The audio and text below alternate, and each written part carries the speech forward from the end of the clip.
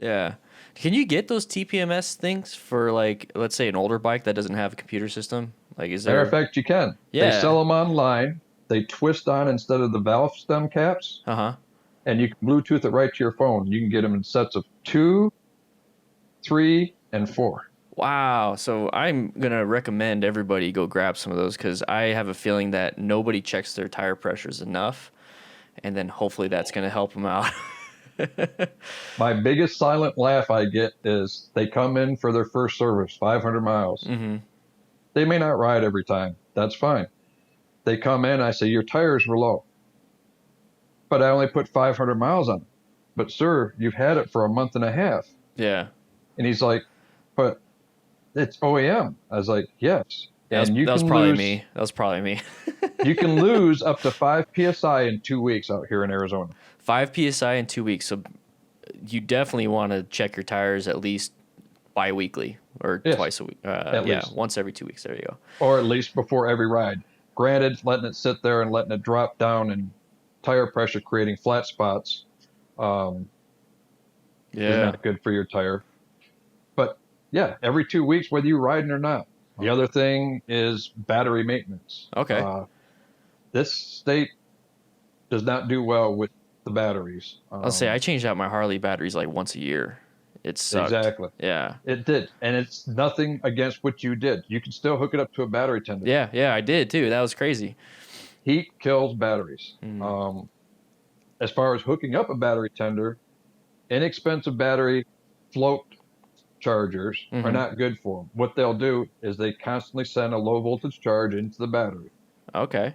It will not blow up the charger, but what it does, it heats up the electrolytes, or not the electrolytes, the Uh, battery acid. It heats the up the the battery magic. acid. It's the Yes, magic. yes. The Einstein fusion reactor thing.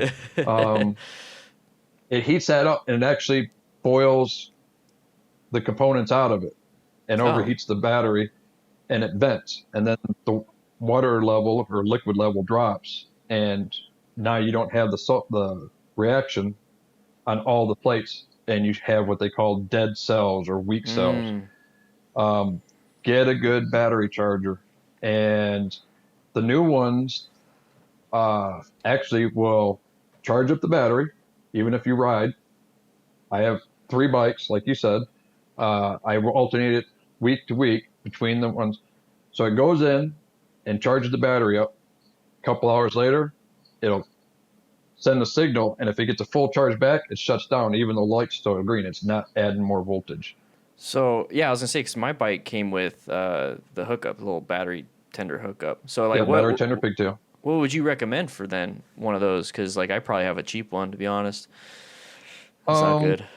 Battery tender makes a good one. They Okay. also make an indoor, like if you have it in an enclosed area, garage, something. They also have an outdoor one that is weather resistant. It doesn't mean that you can leave it out in a monsoon, but Yeah.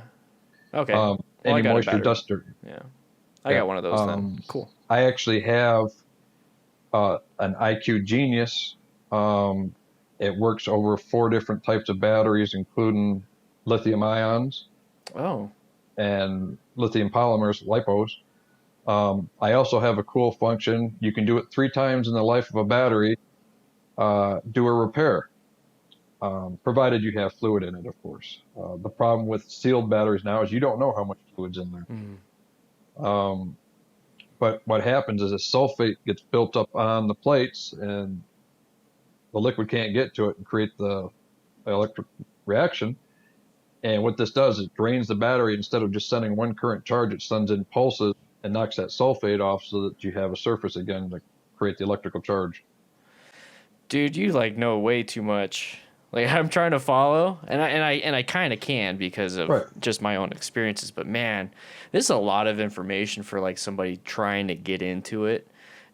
But it's good information. It's stuff that you need, and it's something that I talk about with safety itself. It's like this is why, this is how, and this is what. I mean, you go through all of that instead of just staying with the this is what you should get, and then Yeah. Yeah. this is Get the good, and salesman. yeah. Yeah. Instead of a salesman attitude, it's what's best for you and your bike. I mean, not everything is suited for this person. I mean, what you need for your tires could be different than what I need for my tires, Yeah. depending on how I ride to what you ride. Yeah. Even though we have the exact same bike for the most part. Yeah, that's why I bought my bike, is because you got the first one, so that I know if I ever take it in, you know what you're doing.